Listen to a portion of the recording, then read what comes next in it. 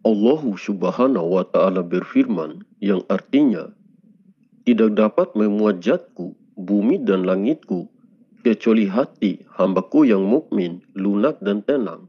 Hadis Qudsi.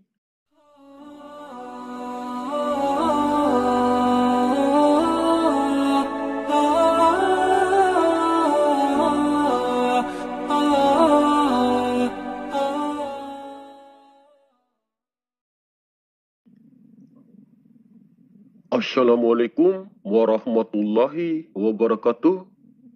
Halo sobat semua, selamat datang di MSLB Channel. Salam damai, salam sejahtera.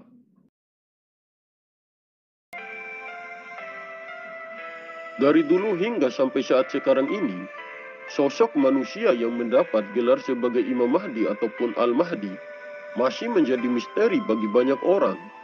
Dan banyak sekali kaum muslimin yang terus-menerus menunggu dan menantikan kedatangannya. Karena sosoknya yang sangat rahasia, sehingga banyak juga kelompok atau individu yang merasa dan mengaku dirinya sebagai Imam Mahdi ataupun Al-Mahdi. Baru memiliki ilmu kesaktian gaib, mereka langsung merasa dan mengaku bahwa dirinya lah Imam Mahdi yang dimaksudkan oleh banyak orang. Padahal sudah jelas bahwa sosok manusia yang akan mendapatkan gelar Imam Mahdi ataupun Al-Mahdi adalah manusia yang berjiwa kerasulan, dan jelas juga nasab atau silsilah-silsilahnya sampai kepada Rasulullah Muhammad SAW. Jika berbicara tentang kesaktian gaib, tentu saja beliau adalah manusia pilihan Allah yang memiliki ilmu dan kekuatan yang sangat luar biasa, sehingga tidak ada satupun makhluk yang mampu menandingi kekuatan manusia pilihan Allah tersebut.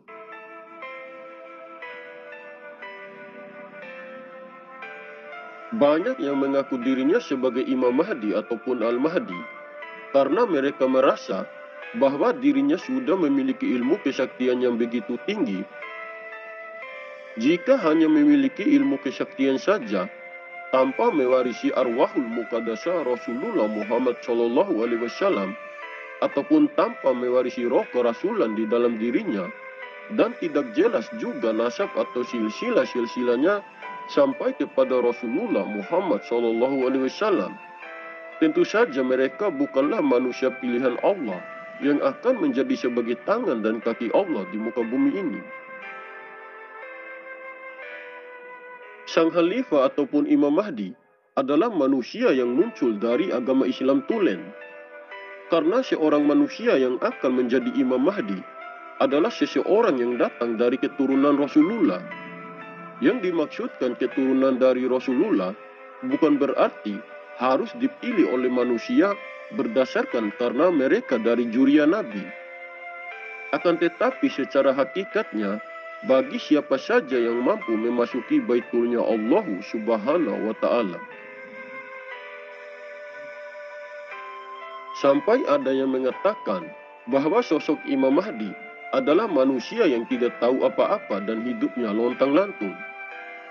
Dan ada juga yang mengatakan bahwa sosok Imam Mahdi adalah sosok manusia yang tidak pernah belajar agama, apalagi mengurus tentang agama, tidak pernah belajar, dan tidak pernah mengajarkan orang lain. Bagi yang berpendapat seperti tadi, sini lebih mendekat lagi biar kami jelaskan sebaik-baiknya. Yang harus kalian pahami, bahwa zaman sekarang ini bukanlah seperti pada zaman Nabi dan Rasul terdahulu, yang dimana kehidupan dulu tidak seperti pada zaman sekarang ini. Karena pada zaman dulu, orang-orang pilihan yang akan menjadi sebagai Nabi dan Rasul itu pun muncul di tengah-tengah kehidupan masyarakat manusia yang minim pengetahuan tentang Allah Subhanahu wa Ta'ala. Sedangkan pada zaman sekarang ini, manusia sudah banyak yang paham tentang agama Islam dan paham tentang Sang Pencipta alam semesta ini. Memang sosok manusia yang akan menjadi sang Khalifah ataupun Imam Mahdi tentu saja akan mendapatkan karunia dari Allah Subhanahu wa Ta'ala. Bukan berarti beliau tidak tahu apa-apa dalam kehidupannya, dan tentu saja dari kecilnya beliau pasti diajarkan oleh orang tuanya untuk beribadah kepada Allah, dan tentu saja akan diajari oleh orang tuanya untuk mengenal siapa yang sudah menciptakan langit dan bumi ini. Karena tidak mungkin alam semesta ini bisa terjadi dengan sendirinya tanpa ada yang menciptakan. Jika tidak mengajarkan kepada orang lain tentang apa yang sudah menjadi tugas dan amanahnya yang telah ditanggungnya, bagaimana mungkin beliau bisa menjalankan dan menyelesaikan tugas dan amanahnya itu tanpa mengajarkan dan tanpa menyampaikan kepada orang lain? Setiap kekasih pilihan Allah, mulai dari zaman Nabi Adam hingga sampai zaman Nabi Muhammad SAW, tentu saja para utusan Allah itu pasti akan mengajarkan dan menyampaikan kepada para pengikutnya tentang tugasnya sebagai khalifah Allah yang menjadi sebagai tangan dan kakinya di muka bumi ini. Begitupun dengan kemunculan para kekasih utusan Allah yang akan menjadi sebagai pewaris dan penerus Rasulullah pada zaman sekarang ini. Tentu saja setiap zamannya, kehadiran kekasih utusan Allah yang bertindak sebagai tangan dan kaki Allah di muka bumi ini pasti belajar tentang agama Allah dan pasti akan mengajarkan juga kepada para pengikutnya ataupun kepada orang-orang yang meyakininya. Setiap manusia utusan Allah Subhanahu wa Ta'ala pasti di dalam dirinya terdapat Nur Muhammad ataupun nurun ala nurin, yaitu cahaya di atas cahaya yang bersarang di dalam dadanya. Setelah tidak ada lagi nabi dan rasul, maka muncullah manusia-manusia pilihan Allah Subhanahu wa Ta'ala yang akan mewarisi lagi Nur Muhammad tersebut. Dinamakan pewaris dan penerus Rasulullah karena para manusia utusan itu mewarisi lagi ruh atau jiwa yang tunggal tersebut yang pernah berada di dalam dadanya Rasulullah Muhammad SAW. Jika mewarisi Nur Muhammad ataupun ruh ataupun jiwa yang tunggal di dalam dirinya, maka seorang manusia pilihan tersebut pasti akan memiliki jiwa kerasulan. Dan setiap manusia yang pernah menjadi pewaris Nur Muhammad di dalam dirinya, maka jadilah manusia-manusia pilihan itu sebagai wasilah atau silsilah-silsilah penyambung Rasulullah. Maka dari itu, kita tidak boleh asal-asalan merasa atau mengaku diri sebagai Imam Mahdi ataupun Al-Mahdi. Jangan karena sudah merasa diri paling sakti, langsung mengaku diri sebagai manusia utusan Allah. Di dunia ini, banyak manusia yang telah dianugerahkan oleh Allah Subhanahu wa Ta'ala suatu kelebihan. Bukan berarti langsung merasa dan mengaku diri sebagai Imam Mahdi ataupun Al-Mahdi. Sosok seorang manusia yang benar-benar pantas menjadi sang sebagai Imam Mahdi ataupun Al-Mahdi. Sosok seorang manusia yang benar-benar pantas menjadi sang khalifah ataupun Imam Mahdi hanyalah satu orang saja, yaitu sosok manusia yang di dalam dirinya mewarisi Nur Muhammad ataupun mewarisi nurun ala nurin, yaitu cahaya di atas cahaya. Hakikat Nur Muhammad adalah ruh atau jiwa yang tunggal atau jiwa yang terpuji. Dan seseorang itu pasti jelas juga nasab atau silsilah-silsilahnya sampai kepada Rasulullah Muhammad SAW. Jika sudah mewarisi ruh atau jiwa yang tunggal tersebut, maka seseorang pilihan itu akan memiliki jiwa kerasulan di dalam dirinya, dan tentu saja dia akan menjadi penyambung Rasulullah.